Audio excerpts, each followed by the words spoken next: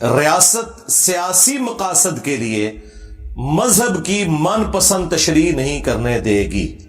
اس سے مراد وہ تمام سیاسی جماعتیں ہیں جو مذہب کی آڑ میں اپنے فرقے کا ایجنڈا لانچ کرتے ہیں اور دوسرے لوگوں کی زندگیوں کو ونریبل کر دیتے ہیں۔ اب ان جماعتوں کے نام لینے کی ضرورت نہیں ہے، وہ اللہ کے فضل سے یا اللہ کے غضب سے پوری قوم کو پتہ ہے، کیونکہ اس کی تکلیف پوری قوم اٹھا رہی ہے، خواہ مسلمان ہو یا کافر ہو۔ پاکستان میں رہنے والے ان مذہبی جماعتوں کے شر سے کوئی بھی محفوظ نہیں ہے۔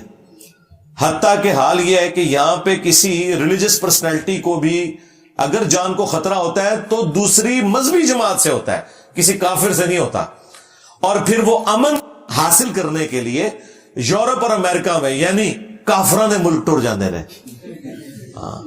اور ایک کافرانہ ملک وہ ہے جتنے تہاڈی جان بچی ہوئی ہے، یا کافرانہ ملک وہ ہے کہ جدھر آپ کو ہر وقت یہ دھڑکا لگا رہتا ہے کہ کوئی عشق رسول کے نام کے اوپر آپ کا سر تن سے جدا نہ کر دے۔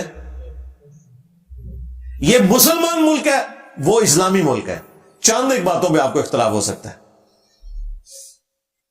اگر احترام جان اور احترام مال نہیں ہے تو ہم نے چاٹنا ہے اس قسم کی گورننس کو، اور پاکستان میں یہی ہے۔ آپ اگر رفع الیدین سے نماز پڑھ رہے ہیں کسی مسجد میں یا اونچی آمین کہتے ہیں تو آپ کو کسی ہندو سے کرسچن سے خطرہ نہیں ہے کہ وہ آپ کو مسجد میں گالیاں دے یا مسجد سے دھکے مار کے نکال دے، ان سے خطرہ ہے۔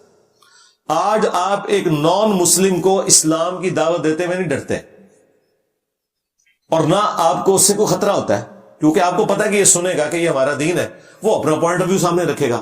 لیکن کسی مسلمان کو قرآن کی آیت بتاتے ہوئے یا بخاری مسلم سے نماز کا طریقہ بتاتے ہوئے، رکوع میں جاتے وقت اور رکوع سے اٹھتے وقت رفع الیدین، آپ ڈرتے ہیں کہ یہی کتے کی طرح مجھے کاٹ نہ لے۔ یہ کتے کی مثال قرآن میں آئی ہے علماء سو کے لیے، سورۃ الاعراف میں بلعام بن بورا کے بارے میں، اور سنن نبی داؤد کے اندر بھی نبی الاسلام نے فرمایا میری امت میں ایسے گروہ پیدا ہوں گے کہ جس طرح باولا کتا کسی کو کاٹ جائے اس کے ایک ایک ریشے تک اس کا اثر پہنچ جاتا ہے نا، اس قسم کی بدعت ان گروہوں میں پیدا ہو جائے گی۔ تو یہ کون سا باولا کتا ہے جو کسی مسلمان کو کاٹ جائے اور اس میں بدعت پیدا ہو جائے؟ یقیناً وہ کتا اسی نسل کا ہوگا جسے مولوی کہا جاتا ہے۔ ظاہر ہے کوئی اسکواش کا پلیئر تو نہیں نا جو کسی کو بدعت سکھائے گا، کوئی کرکٹ کا پلیئر تو بدعت نہیں سکھائے گا نا، کوئی مولوی سکھائے گا نا کسی فرقے کا۔ اور اس کے اوپر اجماع ہے، آپ بریلویوں سے پوچھے وہ کہیں گے ہاں یہ دیوبندی ہے وہ باولے کتے، دیوبندیوں سے پوچھے وہ کہیں گے بریلوی ہیں، سنی سے پوچھے وہ کہیں گے شیعہ ہے، شیعہ سے پوچھے وہ کہیں گے سنی ہے۔ جب یہی بات میں کر تو کہتے ہیں میں گالیاں دے رہا ہے، اور بھائی تمہارا ہی اس کے اوپر آلریڈی اجماع ہوا ہوا ہے۔ ہم تو ساری باتوں کو بیک وقت انڈورس کرتے ہیں کہ سارے صحیح کہہ رہے ہو۔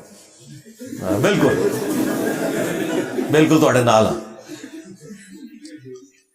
تو یہ ریاست سیاسی مقاصد کے لیے مذہب کی من پسند تشریح نہیں کرنے دے گی۔ بہت اچھی بات ہے جی، شکر ہے آپ کو خیال آیا کہ یہ ریاست ان لوگوں کے ہاتھوں یرغمال بن چکی ہے جو اپنی من پسند تشریح کرتے ہیں، ہر ایک کے اوپر گستاخی کے فتوے لگاتے ہیں۔ حالانکہ حال یہ ہے کہ اپنے بزرگوں نے چشتی رسول اللہ پڑھایا ہوا ہے۔ ہائے ہاں اے زخم میں چل رہا ہے تھوڑا، کینسر بنا دینا ہے۔ میں اشرف علی تھانوی رسول اللہ پڑھوایا ہوا ہے، مناظرے کیے ہوئے ہیں، آج تک کر رہے ہو۔ اب میرے ڈر سے آگے کہہ رہے ہیں کتاباں بدل گئی ہیں۔ ہاں دیکھ لو پھر کیسے قابو آئے نے۔ میرے نبی سا ہے ہی کوئی نہیں، تیرے بابے تے شاہ ہی کوئی نہیں، تے بابیاں تو ہی ہوں دستبردار ہو گئے جے۔ الحمدللہ